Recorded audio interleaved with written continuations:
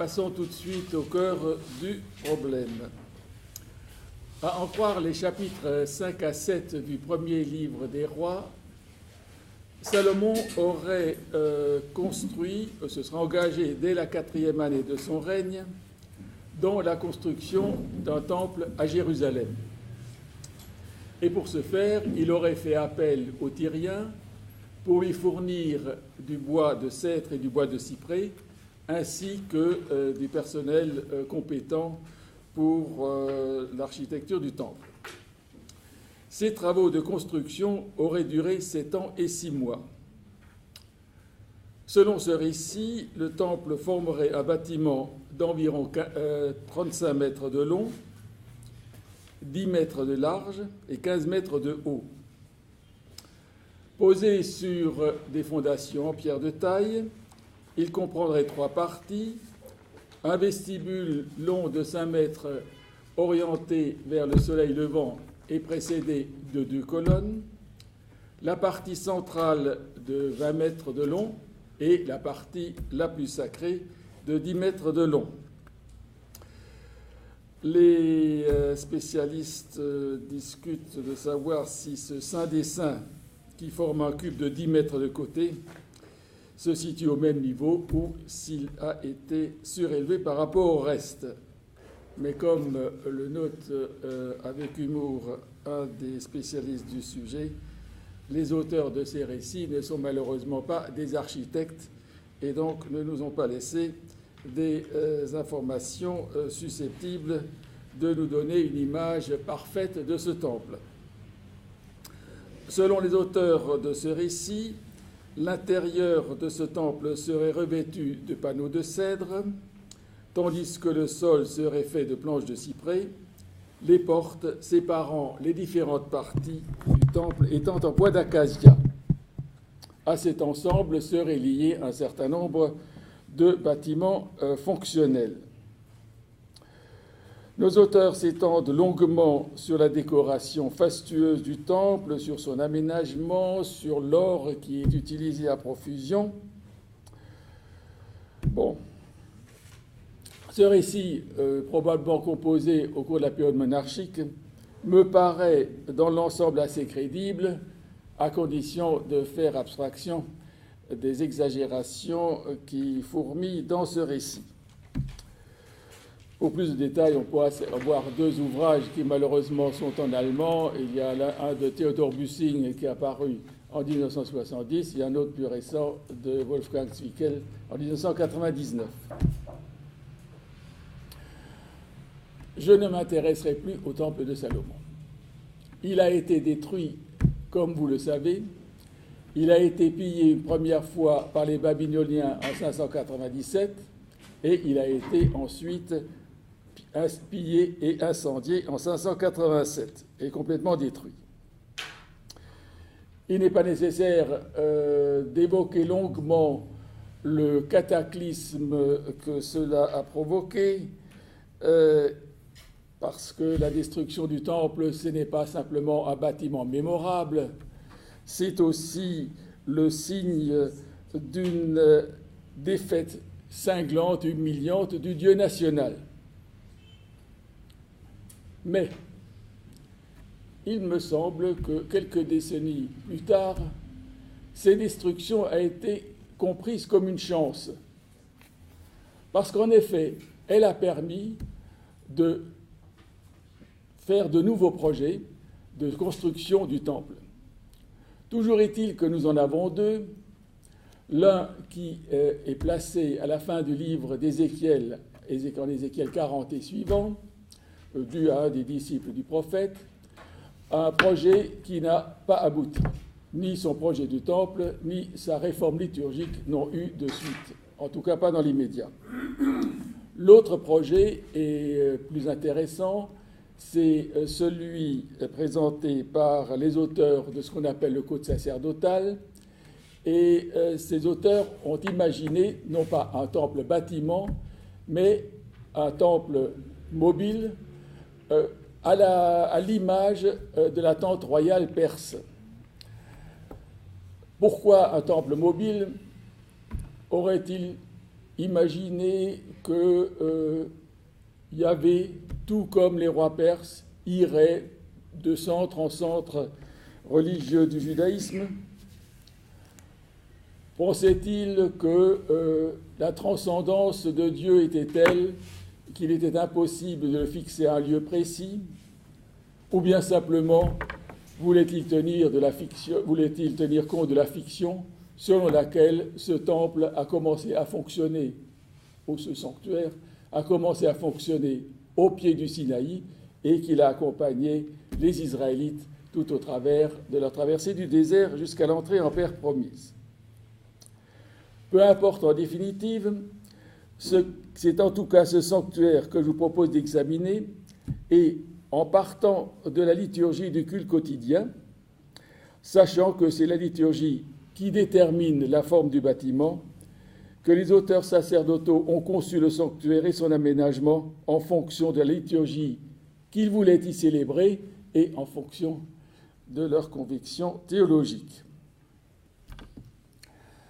Je vais donc vous parler principalement du rituel quotidien. Nous ne disposons malheureusement pas dans la Bible hébraïque d'une description précise de ce culte. Les informations sont réparties sur plusieurs livres. On trouve des éléments dans la deuxième partie du livre de l'Exode, on en trouve dans le livre de Lévitique, on en trouve dans le livre des Nombres. Mais même si on met tout cela ensemble, il reste des zones d'ombre, de sorte qu'une partie de mon exposé sera, ma foi, basée sur des hypothèses, mais vous savez, il nous faudra compléter les silences du texte, et vous savez que c'est toujours très dangereux, mais enfin, j'ai essayé de faire ça, d'arriver à quelque chose qui me paraît assez convaincant. Ce rituel quotidien se déroule à deux moments de la journée, le matin et le soir, qui sont les 2 heures de repas habituelles. Le code sacerdotal s'est d'ailleurs beaucoup intéressé aux zones de passage, c'est-à-dire lorsqu'il parle, il dit pas seulement le soir, il dit entre les 2 soirs. Les zones de passage l'ont intéressé, et les temps de passage qu'il marque toujours, en dehors du culte quotidien, par des sacrifices spécifiques. Donc, il marque par un sacrifice spécifique le début de chaque mois, il marque par un sacrifice spécifique les fêtes des équinoxes du printemps et de l'automne. Donc, un culte bi-quotidien, matin et soir. Ce rituel se déroule en 3 temps. Chaque matin, le grand prêtre commence par entrer dans le saint. Et donc, dans cette partie du sanctuaire qui est strictement réservée aux prêtres, qui est strictement interdite aux laïcs. Dans ce saint se trouve d'un côté le chandelier à 7 branches, de l'autre, face au chandelier, la table des pains de proposition, la table sur laquelle sont placés à la fois 12 pains couronnes qui représentent les 12 tribus d'Israël et des coupes de vin. Ces pains de proposition, ces coupes, expriment l'hommage d'Israël à Yahvé et sa soumission. On sait que ces pains et ce vin sont remplacés chaque sabbat et qu'ils sont consommés par le grand prêtre et sa famille. Dans cette partie du sanctuaire se trouve aussi, face au voile qui sépare le saint du saint des saints, l'autel des parfums sur lequel est brûlé un parfum spécialement composé à cet effet. Le grand prêtre ne fait rien d'autre, mais c'est important, que de ranimer ou d'entretenir la flamme du chandelier en y mettant de l'huile d'olive et de ranimer ou de faire brûler l'encens ou le parfum sur l'autel destiné à cet effet. Donc, premier geste du grand prêtre, chaque matin, chaque soir, il entre dans le sanctuaire et il y fait brûler du parfum et il entretient la flamme qui brûle sur le chandelier. Une fois ce rituel effectué, le grand prêtre sort du sanctuaire et s'approche de l'autel qui se trouve sur le parvis. Un parvis auquel, cette fois-ci, tous ont accès, les prêtres, tout comme les laïcs. Sur ce parvis se trouve un autel, celui qu'on appelle l'autel du bronze ou l'autel de l'Holocauste. Sur cet autel brille en permanence un feu qui correspond, au niveau du parvis, aux flammes du chandelier. Le grand prêtre s'approche alors de l'autel pour offrir l'offrande au nom des prêtres. Il s'en approche et il apporte son offrande constituée de pains qui sont exclusivement réservés à cet usage. Plus précisément, on nous dit qu'il s'agit de de crêpes, faites à partir de fleurs de farine, que l'on a fait frire dans de l'huile sur une plaque, que l'on a ensuite émietté et arrosé d'huile, mais aussi, et c'est ce qui fait la spécificité de cette offrande, dont on a plié ou roulé les morceaux. Le terme utilisé est un apax, on ne sait pas trop bien ce qu'il veut dire, peu importe. Donc, il présente cette offrande et il la jette dans le feu qui brûle sur l'autel de l'Holocauste. Je ne saurais vous dire pourquoi le prêtre doit plier ou rouler les morceaux. Toujours est-il que c'est ce qui fait la spécificité de cette offrande. Ce qu'il convient de noter, c'est que la modicité de cette offrande pour laquelle on utilise à peine 3 kilos de farine, moitié le matin, moitié le soir. Donc, première étape, le grand prêtre dans le sein. Deuxième étape, le grand prêtre sur le parvis pour apporter l'offrande des prêtres. Troisième étape, toujours sur le parvis, et cette fois-ci, ce sont les prêtres qui officient et qui apportent l'offrande de la communauté, l'offrande d'Israël. Cette offrande consiste en un agneau parfait, âgé d'1 an, accompagné d'une offrande végétale d'environ 3 kg de fleurs de farine, sur laquelle a été versé environ 1 litre d'huile, s'y ajoute enfin 1 litre de vin. Le prêtre officiant commence par égorger la victime. Il en recueille aussitôt le sang qu'il asperge contre l'autel. Puis, il la débite, il la dépouille de sa peau, il débite la victime en morceaux, dispose les morceaux de viande ainsi que la tête de l'animal sur l'autel, lave les pains et les entrailles et les dépose à leur tour sur l'autel. Tout cela est décrit avec une très grande précision et je ne vais pas entrer sur cette subdivision en 2 parties. D'abord une partie de la victime, puis on lave les entrailles, puis le reste. Il prend ensuite une poignée de farine. L'offrande végétale, et je dis avant, consistait en 3 kg de fleurs de farine. Il en prend une poignée et la met sur l'autel.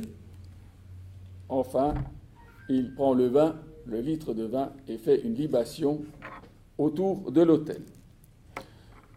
Je précise tout de suite que pour ce qui est du vin, nous ne savons strictement rien. Les textes de la Bible hébraïque sont quasiment silencieux. Pour le vin sur la table des pains de proposition, pas jamais on parle de vin, mais on parle de coupe. Il y a des coupes, c'est qu'il faut mettre quelque chose dedans. Et ce n'est en fait que dans le siracide qu'on nous dit que les prêtres versent le vin au pied de l'autel. Ah bon, nous n'en savons rien.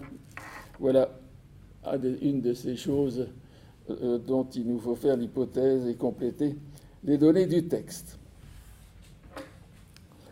Vous remarquerez que la matière du sacrifice est offerte sous une forme où elle est prête à faire l'objet d'une élaboration culinaire. L'agneau est déjà débité en morceaux, il suffit de le faire cuire. La farine est prête à être transformée en pain. Ou bien cette offrande est sous une forme directement consommable dans le cas du vin. Cette offrande prend la forme d'un holocauste, c'est-à-dire d'un sacrifice où tout, sauf justement la peau, est consumé sur l'autel et destiné à Yahvé, et où rien, sauf la peau, ne revient au prêtre. Cette forme d'hospitalité est bien attestée. L'exemple classique que vous connaissez est donné en Genèse 18, où on voit Abraham accueillir 3 étrangers, aller à leur rencontre et préparer à leur intention un imposant repas avec un veau pour 3 personnes et une quantité invraisemblable de pain et de galettes et du lait. Un repas auquel Abraham lui-même ne participe pas, auquel d'ailleurs personne d'autre ne participe, non pas qu'on imagine que ces hôtes aillent manger eux seuls tout sous ce veau, mais parce que l'abondance est un signe d'hospitalité. Ce qu'on offre donc à Yahvé chaque matin et chaque soir, c'est un repas complet, festif. Il y a un animal, ce qui n'est pas le cas des repas quotidiens des simples Israélites, un repas complet, festif, particulièrement riche. Vous aurez peut-être remarqué en passant que la matière de ce repas est constituée des principales productions d'Israël, de ce qui fait sa richesse. D'un côté, le bétail, principalement le petit bétail, de l'autre, les céréales, l'huile d'olive et le vin.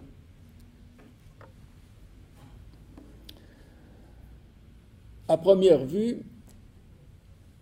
et sans doute est-ce là ce que vous pensez aussi, il y a progression où l'on passe d'une nourriture simple, 12 pains, des coupes de vin, puis une nourriture plus abondante, un bel agneau transmis à Yahvé par combustion. À première vue, mais c'est là une fausse piste, car il faut lire ce rituel dans le sens inverse, en partant du rituel effectué par les prêtres sur le parvis, pour aller au rituel effectué par le grand prêtre dans le saint, et donc en partant du moins saint au plus saint. Cette gradation est d'ailleurs clairement signifiée par la nature des métaux qui sont utilisés sur le parvis ou dans le saint. Sur le parvis, c'est du bronze, dans le saint, c'est censé être de l'or. De l'or pour tous les outils, les instruments qui sont en principe en or massif, et l'autel qui est revêtu de plaques d'or. Si j'insiste sur ce point, vous devinez tout de suite la conséquence, c'est que le sacrifice le plus important n'est pas cet agneau, ce repas festif. Le sacrifice le plus important, c'est celui qui est placé devant Yahvé sur les tables des pains de proposition. À la lecture de ce rituel, 2 points vous auront sans doute frappé ou attiré votre attention. Le premier, c'est l'importance des matières végétales,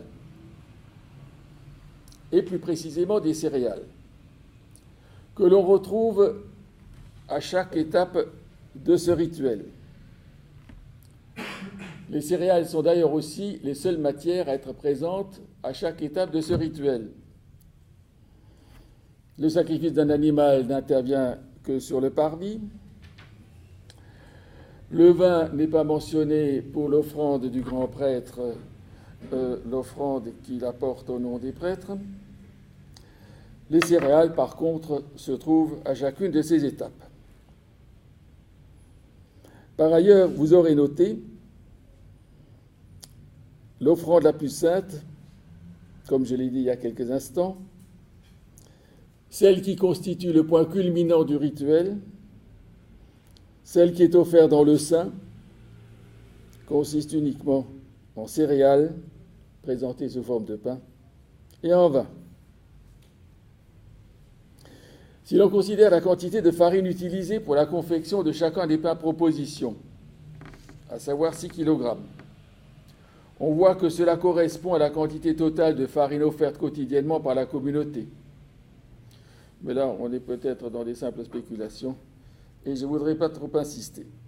Toujours est-il que l'offrande la plus sainte est celle qui, d'un point de vue économique, coûte le moins, et celle qui, d'un point de vue alimentaire, est la moins importante, en tout cas qualitativement.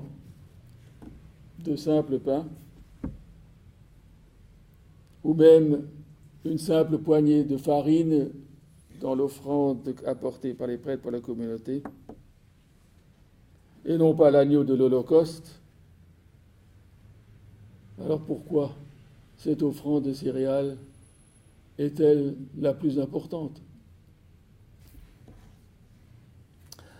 Un autre point qui surprend est non seulement la répartition de ce rituel quotidien sur 2 lieux, le sein d'un côté, le parvis de l'autre, mais aussi le fait qu'à chacun de ces 2 lieux correspond un rituel spécifique.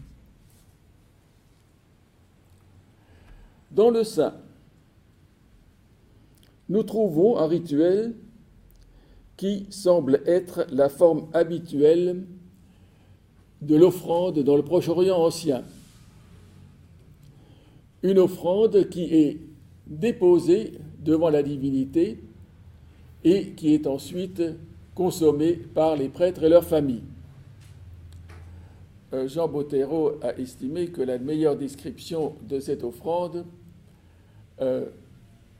mésopotamienne se trouvait dans les parties grecques du livre de Daniel sous une forme polémique où on a l'histoire de Bel et le dragon, une histoire où Daniel veut démontrer au roi qu'en fait c'est une supercherie, les dieux ne consomment pas du tout les sacrifices, et alors pour le convaincre, il met sur le sol discrètement de la cendre.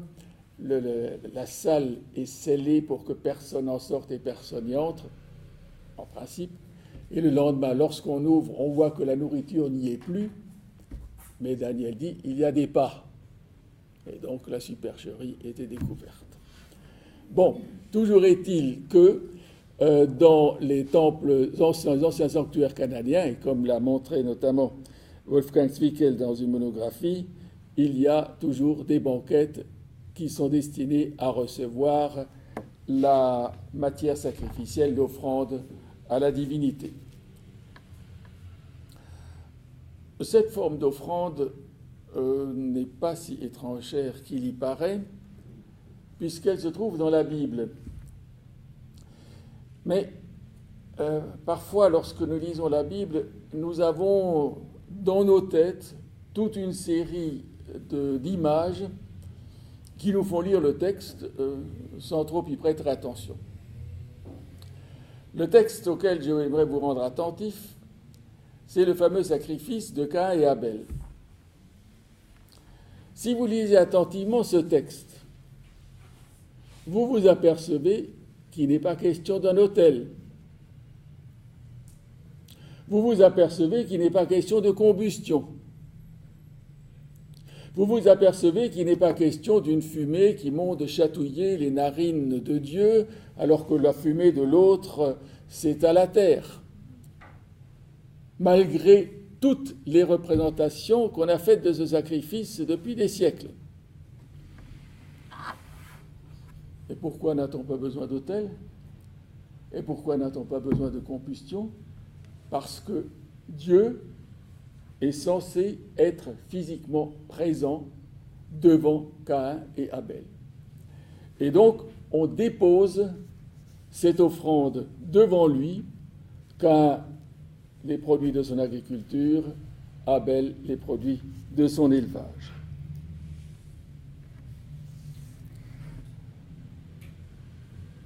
Cette forme archaïque est donc la forme qui est utilisée dans la conscience, l'idée que, à l'origine, Yahvé était présent sur terre, au milieu d'Adam et d'Ève et de Caïn et Abel. L'autre mode de transmission de la matière sacrificielle, celui qui est pratiqué sur le parvis, est le mode de transmission habituel en Israël, rare ailleurs, de sorte qu'on peut considérer que, d'une certaine façon, ce mode de transmission représente une spécificité de l'Israël antique. Ce mode de sacrifice est particulièrement mis en valeur par les auteurs du Code sacerdotal, dans la mesure où ils rapportent que le feu du premier sacrifice a été allumé par Yahvé lui-même. On raconte en Lévitique 9 qu'il y a un énorme sacrifice qui est apporté et que alors le feu sort du Saint des Saints et enflamme ce sacrifice. Cet autre mode de transmission de la matière sacrificielle à Yahvé apparaît pour la première fois en Genèse 8 à l'issue du déluge. Noé, tout comme ses correspondants mésopotamiens, sort alors de l'arche qu'il avait abritée. Il construit un autel sur lequel il offre à Yahvé un gigantesque holocauste dont il est expressément dit que Yahvé en sent l'odeur agréable, ce qui laisse entendre que la matière sacrificielle a été brûlée. Pourquoi avoir changé de mode de transmission? C'est que, à la différence de ce qui s'est passé en Genèse 4, au Jardin d'Éden, ou aux portes du Jardin d'Éden, Yahvé n'est plus physiquement présent parmi les humains. C'est que le ciel et la terre sont désormais séparés. Le ciel étant devenu totalement inaccessible aux humains, comme le montre le récit de la tour de Babel. Désormais, avant même le déluge d'ailleurs, il y a une séparation radicale entre la terre, le domaine des humains, et le ciel, le domaine des dieux. De sorte que, pour faire parvenir à Yahvé son offrande, il est nécessaire d'utiliser un média,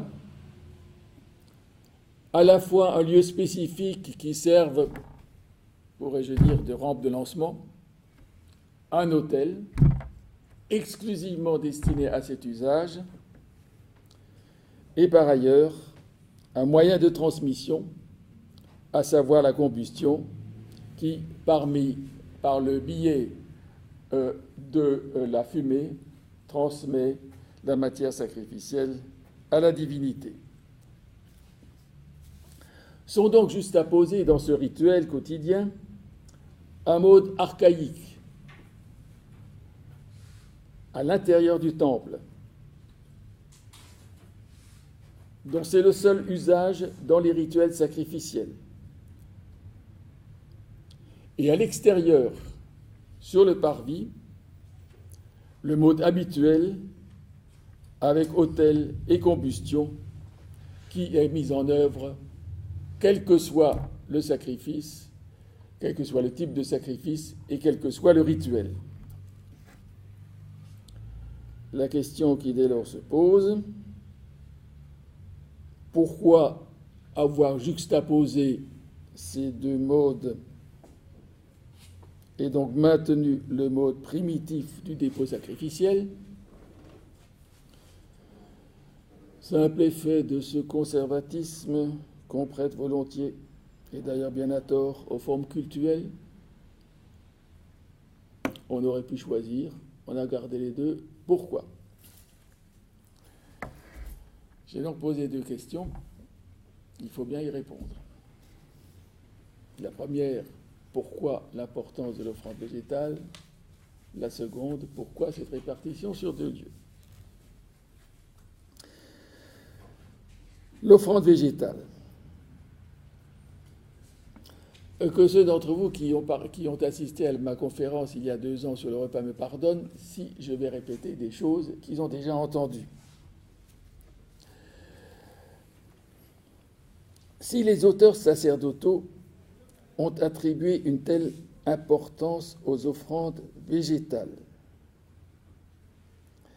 c'est parce que ce type d'offrande est pour eux en parfaite adéquation avec la volonté de Dieu exprimée aux origines lorsqu'il a créé l'humanité et les autres êtres vivants.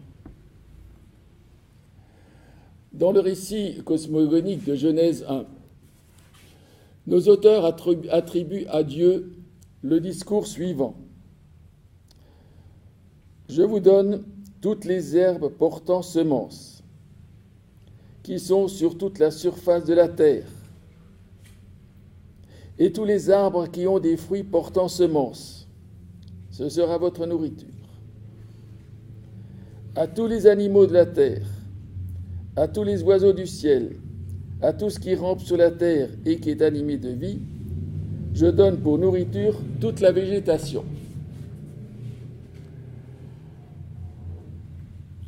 Il est clair que c'est la même nourriture qui est donnée à tous les êtres vivants et qu'aucune différence n'est faite, comme le disent certains commentateurs, entre la nourriture des humains qui serait faite des herbes qui portent semences et des arbres fruitiers et les animaux qui mangeraient le reste. J'avais d'ailleurs écrit cette bêtise aussi il y a quelques années. Le terme qui désigne la nourriture des animaux, des autres êtres vivants en Genèse 1, 30, est le même que celui qui est utilisé en Genèse 9 comme terme générique pour désigner l'ensemble de la végétation. Ce passage de Genèse 1, 29 à 30 a d'ailleurs beaucoup embêté les commentateurs. Les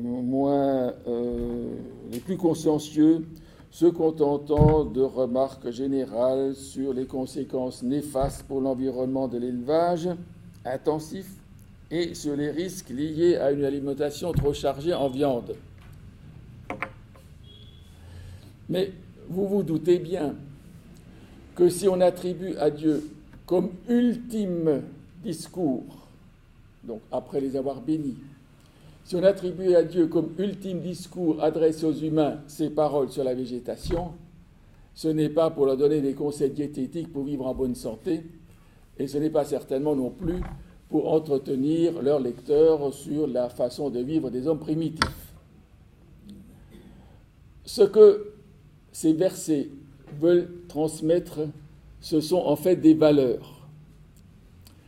Une première valeur, celle de la solidarité de l'ensemble des êtres vivants. Les êtres vivants présentent une caractéristique qu'ils sont les seuls à avoir dans cet univers que Dieu a créé. Alors que le reste se trouvait déjà dans le chaos originel que Dieu a structuré, que même la végétation semblait se trouver à l'état latent dans ce chaos originel, Dieu a apporté quelque chose de tout à fait nouveau, la vie, qui, elle, n'était pas dans ce cas originel. Il y a donc dans ce texte une insistance sur la solidarité qui unit non seulement l'ensemble des humains qui sont images de Dieu, quelle que soit leur religion, leur race, leur peuple, peu importe. Mais il y a une solidarité qui s'étend à l'ensemble des êtres vivants. Et puis, il y a une autre valeur qui est celle du respect de la vie et de la non-violence. Si la nourriture est exclusivement végétale, il n'y a aucune nécessité de tuer un animal pour s'en nourrir. Il n'y a même, à la limite, aucune nécessité d'utiliser un animal pour s'en nourrir, ce qui ferait plaisir, ou ce qui rejoindrait plutôt l'idéologie qui est promue par le mouvement vegan. La violence à l'encontre d'un animal serait une violence tout à fait gratuite et donc inacceptable.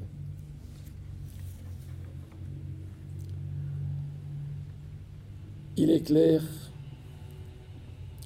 que ceci n'est pas un programme. Nous sommes bien sûr dans l'utopie. Et jamais aucun programme et jamais aucune injonction ne pourra obliger le lion à être végétarien. Mais cela ne change rien à la valeur de ces instructions qui renvoient à une utopie dont on nous parlera plus tard dans le livre d'Ésaïe, avec le lion et l'agneau, le loup et l'agneau, etc., qui vivent ensemble. Cette idéologie de la non-violence, de la solidarité des vivants, se reflète dans le culte donné au saint, dans le saint. Le rituel quotidien du parvis, lui, reflète un autre discours de Yahvé, adressé cette fois-ci non pas à l'humanité en tout entière, à le moment des origines, mais à Noé et à ses fils à l'issue du déluge. Dieu, qui a pris en compte la réalité humaine, qui est faite de violence, ça a commencé avec Caïn et Abel. Dieu autorise désormais toute nourriture. Il dit ceci: tout ce qui se meut, qui a en lui de la vie, vous servira de nourriture, au même titre que la végétation. Tous, je vous les livre.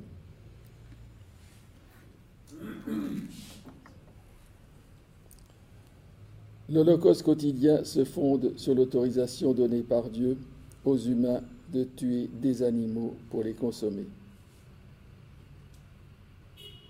Mais l'offrande végétale qui accompagne l'agneau sacrificiel, l'offrande végétale apportée sur le parvis par le grand prêtre, l'offrande végétale déposée devant Dieu dans le sein évoque l'utopie originelle et les valeurs qui y sont associées. Et vous voyez que c'est le grand prêtre qui fait le lien entre les deux, entre l'utopie originelle et la réalité quotidienne. C'est que le grand prêtre, du fait des exigences de pureté qui lui sont imposées, est celui qui est le plus à même de représenter l'homme parfait, l'homme tel que Dieu l'a voulu aux origines. Voilà donc pour ce premier point. Si l'offrande végétale prend à ce point de l'importance, alors que c'est l'offrande la moins chère, alors que c'est celle qui pèse en kilogrammes le moins, alors que c'est celle qui est la moins savoureuse, c'est parce que cette offrande renvoie à quelque chose qui était, d'après les auteurs du Code sacerdotal aux origines, renvoie aux idéaux portés par et aux utopies portées par les instructions concernant la nourriture. J'en viens au deuxième point, la coexistence en Israël de deux systèmes sacrificiels différents. Cette coexistence avait été notée par l'historien des religions de Tübingen, Burkhard Gladikow, mais Kladikov n'a pas relevé que ces deux systèmes ne coexistaient pas simplement, mais qu'ils étaient associés dans un même rituel, et ce, quotidiennement, 2 fois par jour.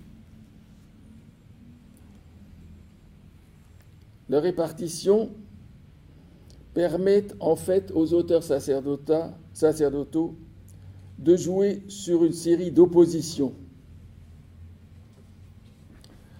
D'un côté, un lieu dont l'accès est réservé aux seuls prêtres et strictement interdit aux laïcs. De l'autre, un lieu auquel tous ont accès, les laïcs et les prêtres, à la seule condition d'être purs, de s'être purifiés. D'un côté, un lieu clos, entièrement clos, à l'intérieur du sanctuaire. De l'autre, un lieu à ciel ouvert. D'un côté, un lieu en étroite proximité de Dieu, où, à l'abri des regards, officie exclusivement le grand prêtre. De l'autre, un lieu où, en présence d'un public, officient des prêtres. D'un côté, un lieu où le rituel se déroule dans un complet silence. De l'autre, un lieu animé et bruyant, où, dans un grand brouhaha, se mêlent le bêlement des moutons que l'on égorge, les braillements des prêtres qui donnent des ordres à leurs assistants, et peut-être des chants d'acclamation, les sonneries des trompettes et les coups de cymbales. En tout cas, d'après les chroniques, ce sont ces éléments, chants d'acclamation, sonneries des trompettes, coups de cymbales, qui accompagnent l'holocauste quotidien. Cette répartition sur 2 lieux, qui sont reliés par le grand prêtre, permet à nos auteurs de traduire en actes une pensée théologique, qu'ils expriment ainsi de manière très concrète, et pas simplement sous forme de discours.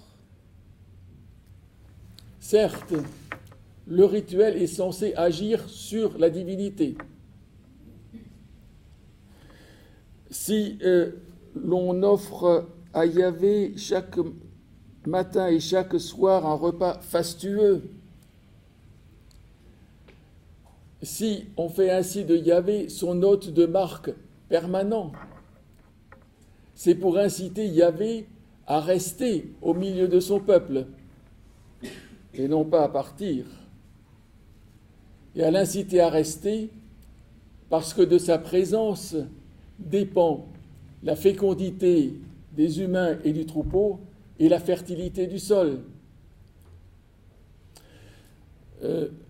On a une indication sur ce point très précise dans un discours qui est attribué au roi Ézéchias en 2 Chroniques 29, ou 29-7. Ézéchias qui dit que son prédécesseur a fait des tas de choses qu'il ne fallait pas faire, en tout cas interrompu le culte. Et voilà ce que dit le roi Ézéchias d'après 2 Chroniques 29-7. Nos pères ont fermé la porte du vestibule, ils ont éteint les lampes, ils n'ont offert au Dieu d'Israël ni parfum ni holocauste dans le saint lieu. Conséquence, aussi l'indignation de Yahvé s'est répandue sur Juda et sur Jérusalem, et il en a fait un objet de terreur, de désolation et de moquerie. À l'inverse, vous avez une superbe image dans une vision d'Ézéchiel, en Ézéchiel 47, où Ézéchiel voit dans ce temple futur qu'il imagine un mince filet d'eau sortir du temple. Et alors, donc, au début, il a de l'eau jusqu'aux chevilles. Après, quelques centaines de mètres plus loin, dizaines de mètres plus loin, il a de l'eau jusqu'aux genoux. Après, il ne peut plus traverser. Et ce qui est intéressant, c'est qu'il dit, de cette eau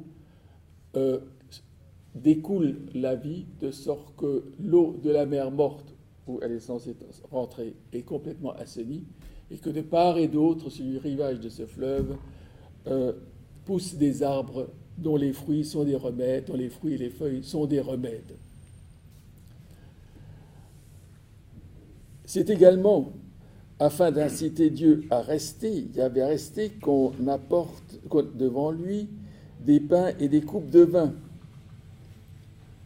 Ces pains de proposition, ces coupes de vin sont destinés à rappeler continuellement à Yahvé son alliance singulière avec Israël. Tout ce rituel quotidien doit donc agir sur Yahvé. Mais il a aussi une fonction pédagogique. La répartition sur 2 lieux permet en effet d'exprimer la tension entre l'utopie originelle, telle que la décrivent les mythes de la Genèse, celle d'un monde sans violence, où la divinité était physiquement présente, la tension de ce monde idéal avec le monde réel, où la relation avec Dieu n'est plus que médiate et où les humains tuent des animaux pour s'en nourrir. On joue sur cette première dialectique à travers ce rituel. La répartition sur 2 lieux permet aussi de souligner la transcendance de Yahvé, un Dieu inaccessible, un Dieu caché, qui se refuse au regard, que nulle statue ne représente, un Dieu qui ne consomme pas la nourriture déposée devant lui. Contrairement aux pratiques babyloniennes, mésopotamiennes, on n'imagine pas que Yahvé consomme les pains de proposition. Tension entre un Dieu transcendant et en même temps tension avec un Dieu proche. Le rituel sur le parvis manifeste la proximité de Yahvé, sa familiarité, sa similitude même, qui font que chaque Israélite peut l'inviter comme son hôte de marque. Car comme eux, tout comme eux, Yahvé prend plaisir au repas auquel il est convié. Ils sont pour lui, nous dit-on, un parfum agréable. Et enfin, cette répartition permet de rappeler que, en dépit des apparences, Yahvé garde secrètement sa face tournée vers Israël, avec qui il a conclu une alliance irrévocable, tout en manifestant publiquement sa présence à travers la flamme qui brûle sur l'autel du parvis. Je pense que ce rituel sur 2 lieux permet de jouer sur une série de couples antithétiques, permet de jouer sur une dialectique entre le lointain et le proche, le tout autre, entre guillemets, et le semblable, le transcendant et le présent. Ces différents objectifs n'ont eu, à vrai dire, que peu de répercussions sur l'architecture du sanctuaire. Nos auteurs ont conservé le plan en 3 parties de sainteté discroissante. Par contre, ils n'ont pas repris dans leur projet le vestibule et les 2 colonnes qui marquaient l'entrée du temple de Salomon. Ils ont élargi le parvis où était situé l'autel de l'Holocauste. Curieusement, si vous lisez les récits du premier livre des rois, vous voyez que cet autel de l'Holocauste n'est pas du tout mentionné. Non pas qu'il n'y en avait pas, mais dans la perspective de ces auteurs, l'autel a été construit par David à l'époque où il s'agissait d'arrêter une peste que Yahvé lui avait envoyée sur Israël pour punir David d'avoir organisé un recensement. Par ailleurs, nos auteurs ont délimité l'espace sacré par une barrière symbolique formant un rectangle de 50 mètres sur 25. Pour le temple de Salomon, il y a le temple, il n'y a pas de barrière autour. Le livre d'Ézéchiel, dans son projet, a d'ailleurs fait pareil. Il a prévu autour du sanctuaire une barrière de 50 mètres de côté, en carré. Plus conséquentes semblent avoir été les répercussions sur l'aménagement du sanctuaire et plus précisément sur l'aménagement du saint. Je suis très prudent parce que, il est toujours difficile de tenir compte des indications ou de l'absence d'indications. Il semblerait que nos auteurs aient remplacé les chandeliers du temple de Salomon par un chandelier unique à 7 branches de grande dimension, dont on ne nous précise pas la taille, mais dont on nous dit qu'il ne fait pas moins de 35 kilos d'or. Bon, je ne m'intéresse pas aux exagérations éventuelles, je constate simplement ce qu'on dit. Il semblerait également que nos auteurs aient prévu de placer dans le sein cette table destinée à recevoir les pains de proposition qui était présente dans les anciens sanctuaires et à destiné également à recevoir les coupes de vin. Il semblerait enfin qu'ils y aient introduit un autel destiné à la fumigation des parfums. Tout cela est hypothétique, mais toujours est-il que dans la description du temple de Salomon, il n'est pas fait mention de ces objets, sinon dans un appendice tardif destiné à harmoniser le temple de Salomon avec les règles édictées par le code sacerdotal. Ces différents éléments du mobilier, donc le chandelier unique, la table des pains de proposition, l'autel des parfums, ne figurent pas non plus dans le projet élaboré par Ézéchiel, lequel d'ailleurs ne prévoit aucun rite à l'intérieur du bâtiment, tout se déroule sur le parvis.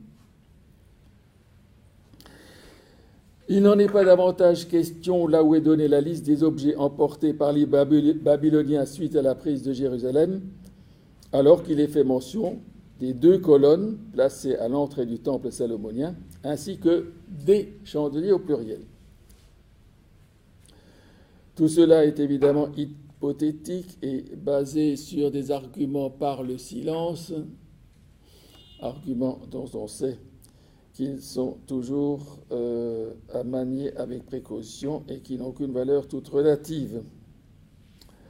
En tout cas, ces éventuelles innovations permettaient à la fois d'attribuer un rôle majeur au grand prêtre, de répartir le rituel quotidien sur 2 lieux et de jouer sur cette bipolarité pour exprimer la tension entre l'utopie, à laquelle renvoie le rituel célébré dans le saint, et le réel, dont témoigne le rituel effectué sur le parvis. Voilà à peu près à quoi je suis arrivé comme pour la reconstruction de ce rituel quotidien, avec, comme dit, une part d'hypothèse, mais non pas d'hypothèse gratuite, c'est quand même fondé sur un certain nombre d'éléments qui me paraissent vraisemblables. Nous sommes ainsi arrivés à la fin de ce parcours. Et vous vous dites sans doute que tout ce rituel est bien exotique, à 1000 lieues de notre conception de la divinité. Il est clair qu'il correspond à une image anthropomorphique de la divinité, censé goûter au plaisir de la bonne chair et apprécier les effluves du parfum. On aurait toutefois tort de prendre cela simplement pour une expression de naïveté d'une société d'imaginer la transcendance. Après tout, n'oublions pas que nous aussi, pour parler de Dieu, nous disons et qu'il voit et qu'il entend, ce qui n'est pas moins anthropomorphique que de dire qu'il participe au plaisir de la bonne chair, même si c'est plus spirituel. Ce rituel archaïque manifeste le besoin de communiquer avec la divinité, et ce de manière tangible, par l'intermédiaire d'un objet transitionnel qui permet d'aller au-delà de la parole,